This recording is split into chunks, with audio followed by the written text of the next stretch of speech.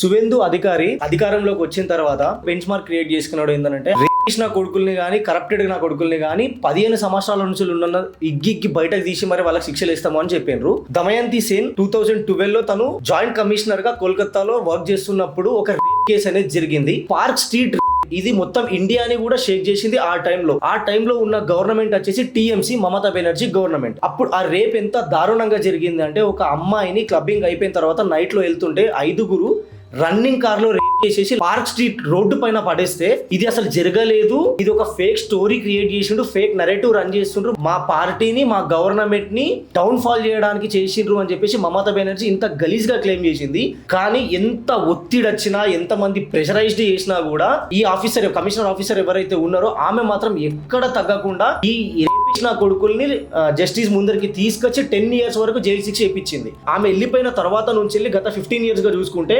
బెంగాల్లో crime rate గానీ, corruption గానీ, గూండాయిజం గానీ టూ మచ్ అయిపోయింది. ఈ దమయంతి ఫస్ట్ దాంట్లో రాగానే ఆమె చెప్పిన స్టేట్మెంట్ ఏంటి అంటే, ఇప్పటి వరకు 15 years లో జరిగిన ఇప్పటి వరకు 800 రేప్స్ ని, ఆ కేసెస్ ని రీఓపెన్ చేసిన తర్వాత దాంట్లో ఉన్న నిందితులని ఖచ్చితంగా శిక్షిస్తాం, వాళ్ళని లోపలేస్తాం అని చెప్పారు. ఇది చెప్పంగానే మొత్తం బంగ్లాదేశ్ అంతా ప్రశాంతంగా ఉంటే టీఎంసీ లీడర్లకు మాత్రం వణుకు పుడుతున్నది.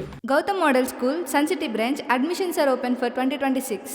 No admission fee, free school uniform and also bus transportation available for nursery to 10th class. Hurry up. Address: Sun City branch opposite Kasturba Trust. Limited seats. Contact us now 8121573123 and 8977113123.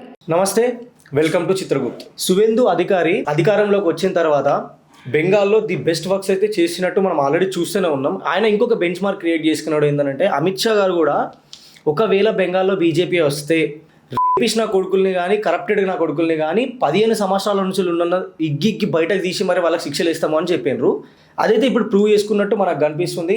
Damayanti Sen ని women's కి ఏదైతే rapist నా కొడుకులు ఎవరైతే ఉన్నారో వాళ్ళ పైన ఒక కమిటీ చేసి దమయంతి సేన్ ని దాన్ని చీఫ్ గా చేసి పెట్టినారంట. ఇప్పుడు దమయంతి సేన్ సడన్ గా ఫేమ్ లోకి ఎందుకు వచ్చింది, అసలు ఈమె ఎవరు అంటే, దమయంతి సేన్ 1996లో ఆమె కెరియర్ని ఐపీఎస్గా స్టార్ట్ చేసినారు. దాని తర్వాత 2012లో తను జాయింట్ కమిషనర్గా కోల్కతాలో వర్క్ చేస్తున్నప్పుడు ఒక రేప్ కేసు అనేది జరిగింది.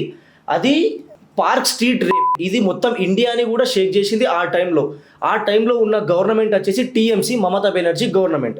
అప్పుడు ఆ రేప్ ఎంత దారుణంగా జరిగింది అంటే, ఒక అమ్మాయిని క్లబ్బింగ్ అయిపోయిన తర్వాత నైట్లో వెళ్తుంటే 5 రన్నింగ్ కార్లో రేప్ చేసేసి పార్క్ స్ట్రీట్ రోడ్డు పైన పడేస్తే, ఇది అసలు జరగలేదు, ఇది ఒక ఫేక్ స్టోరీ క్రియేట్ చేసిండ్రు, ఫేక్ నరేటివ్ రన్ చేస్తుండ్రు, మా పార్టీని మా గవర్నమెంట్ ని డౌన్ ఫాల్ చేయడానికి చేసిండ్రు అని చెప్పేసి మమతా బెనర్జీ ఇంత గలీజ్ గా క్లెయిమ్ చేసింది.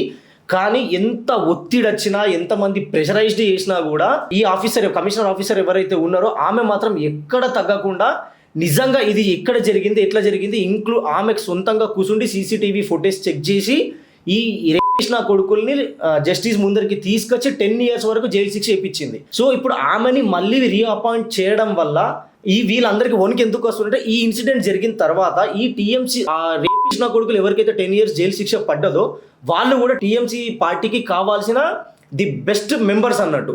సో ఇప్పుడు ఒకవేళ ఈమెని కానీ ఆ పొజిషన్ నుంచి వెళ్ళి తీయకపోతే ఈ టీఎంసీ గూండాలకి సెక్యూరిటీ ఉండదేమో అన్న పాయింట్ ఆఫ్ వ్యూలా ఆమెని జాయింట్ కమిషనర్ నుంచి వెళ్ళి పోలీస్ ట్రైనింగ్ కాలేజ్లో ఒక ట్రైనర్గా ఆమెను అపాయింట్ చేసింది. అంటే ఒక మంచి పొజిషన్ నుంచి వెళ్ళి ఆమెని నార్మల్, అంటే ఓన్లీ కాలేజ్ మట్టుకే ఉండాలా, ఆమెకి ఇంకా ఫ్రీడమ్ ఎక్కువ రాకుండా ఇక్కడ స్టిక్ ఆన్ చేద్దాం అన్నట్టు ఆమె పొజిషన్ని డౌన్ చేసేసి వేరే దగ్గరికి షిఫ్ట్ చేసింది.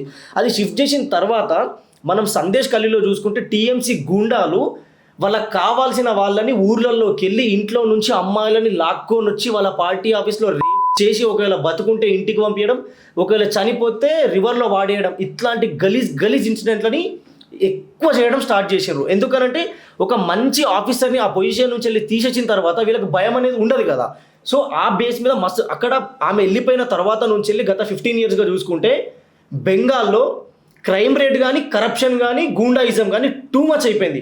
దాంతో ఆ పీపుల్, అక్కడ ఉన్న బెంగాల్ పీపుల్ మొత్తం ఇవి ఇక మాతో అవ్వదురా బాబు అని చెప్పేసి వాళ్ళు గవర్నమెంట్ని చేంజ్ చేసుకున్నారు.